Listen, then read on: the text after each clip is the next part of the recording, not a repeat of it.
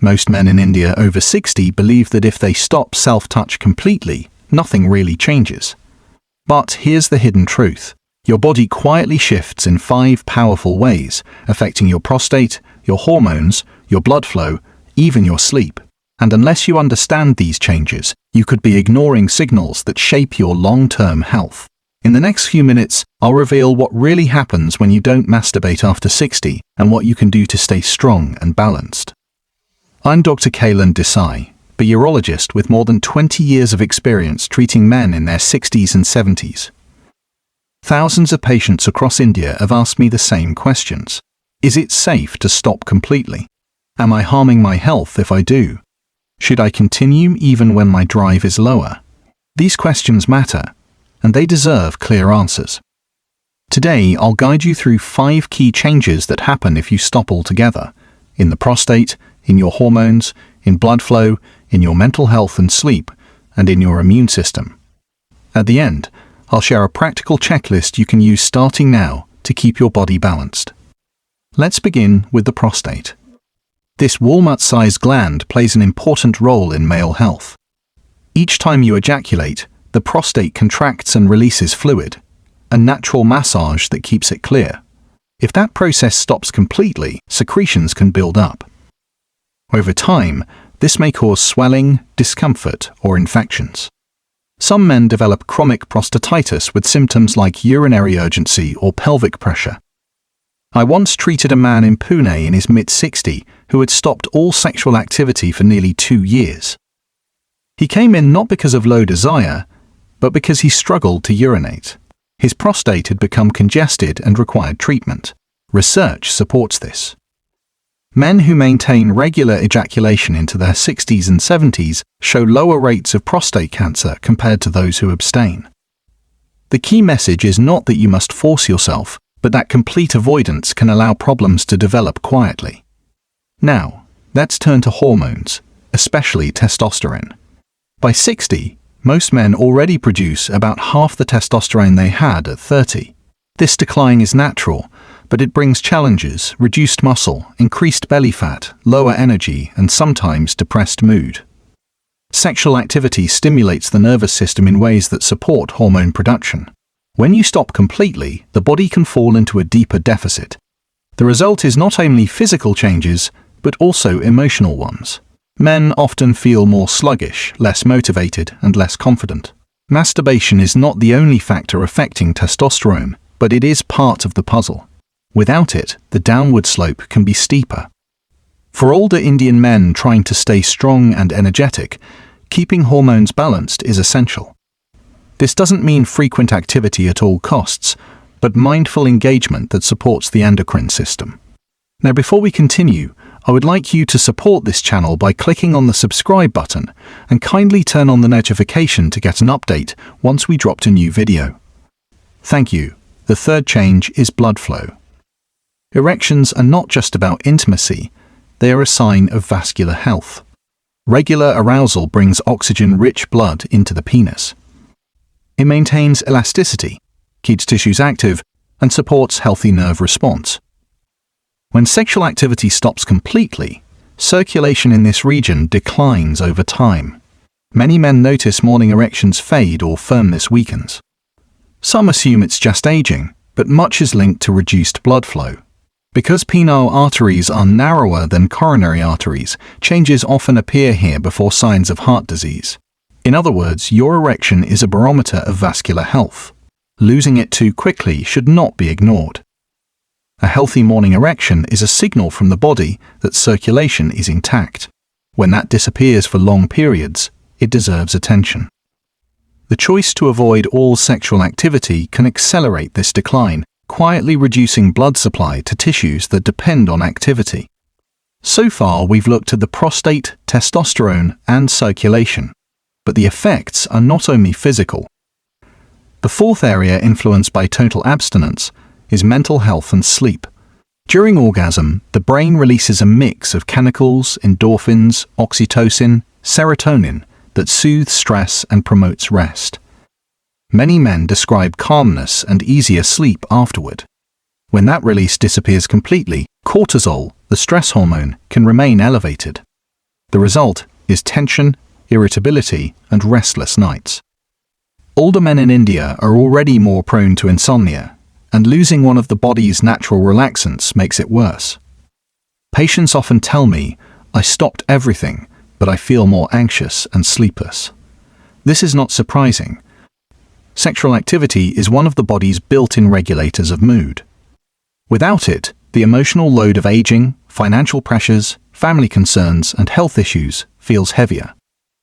Over time, this can reduce confidence and increase feelings of isolation. Recognizing the psychological benefits of sexual activity is just as important as the physical. At this point, you might wonder, does this mean you should continue at the same frequency as when you were younger? The answer is no. After 60, your body needs balance, not pressure. The point is that total abstinence carries its own risks, often ignored. The solution is adaptation. Finding a rhythm that supports your prostate, your hormones, your circulation, and your emotional well-being without leaving you drained. Some men do well once or twice a week. Others may be comfortable with less, but still include occasional release to keep their body in tune. What matters is that never is rarely the safest route. Let's pause and recap. We've seen how stopping masturbation after 60 can affect your prostate health, testosterone, circulation, and mental state. Each of these areas is connected, and neglecting them can undermine vitality. But there is still one more change to discuss, and it may surprise you. The final shift touches your immune system and your long-term health in ways most men have never considered. When we think about immunity, most people imagine diet, yoga, or Ayurvedic herbs. Very few consider the role that sexual activity plays in protecting the body. Yet research has shown that regular sexual release, even later in life, can boost immune markers such as immunoglobulin A, an antibody that strengthens your first line of defense against colds, flu, and infections. For men over 60 in India, whose immune systems are naturally slower, this benefit is significant. When sexual activity stops entirely, that stimulation disappears. Over time, the body may be more vulnerable to illness. Recovery may take longer and energy levels may drop. One study in the UK followed older men and found that those who reported regular orgasms lived longer, healthier lives compared to those who abstained completely. The difference was not small. It reflected the way sexual activity engages the nervous, endocrine, and immune systems together. This does not mean frequency alone determines longevity, but it highlights that a complete stop, especially if sudden, may quietly reduce your body's natural resilience. For seniors hoping to stay active, enjoy time with grandchildren, or simply keep independence, immune strength is a vital piece of the puzzle. Now, let's move into the questions I hear most often in my clinic. These questions also appear repeatedly in comments online, showing how widespread the concerns are. The first question is, should I stop completely if I don't feel the urge anymore? The answer is no. You don't need to force yourself, but complete abstinence is rarely the healthiest option. A better approach is gentle consistency, occasional release that keeps the prostate clear, circulation active, and hormones balanced. Even once every week or two can make a meaningful difference. It's less about desire and more about maintenance, much like exercise. The second question, does stopping raise my risk of prostate cancer? Studies suggest there is an association between regular ejaculation and lower risk of prostate cancer. But cancer is complex and influenced by many factors. What I tell patients is this: while masturbation alone won't guarantee prevention, keeping the prostate active appears protective. When combined with a balanced Indian diet, yoga, walking, and regular medical checkups, it's one more way to support your long-term prostate health. The third question, is it normal that I don't feel the same desire as before? Absolutely. Hormones decline, nerves become less sensitive, and recovery is slower. Lower drive is a natural part of aging, but lower drive does not mean you should abandon sexual activity entirely. Think of it as adjusting the rhythm rather than stopping the music. Many men find that with mindful pacing, lubrication, and patience, they can still enjoy intimacy and maintain health benefits even if frequency is lower. Another common myth is that masturbation makes men weaker. This is false. In reality, regular sexual release supports healthy testosterone balance, circulation, and emotional stability. Some men also believe older men don't need sex at all, but research and clinical experience say otherwise. Intimacy, even at reduced frequency, continues to play a role in physical and mental health, helping prevent depression and maintaining a sense of connection to life. So, what should a man over 60 actually do? Here's the practical advice I give my patients in India. For men aged 60 to 65, 2 to 3 times per week is reasonable. From 65 to 70, once or twice a week is often enough. After 70, it varies greatly by health status, but I encourage at least some regular release, perhaps once every week or two. The goal is not to chase numbers, but to keep the body engaged. Quality matters more than quantity. Equally important are the warning signs that should not be ignored. If you experience pain during ejaculation, blood in semen, persistent difficulty urinating, or a sudden complete loss of interest, it is time to see a doctor. These may signal treatable conditions such as infection, hormonal imbalance, or early prostate disease. Too many men suffer in silence out of embarrassment, but getting help early can make a dramatic difference. Now, let's put this into a checklist you can carry with you. Maintain some level of regular sexual activity, whether with a partner or on your own.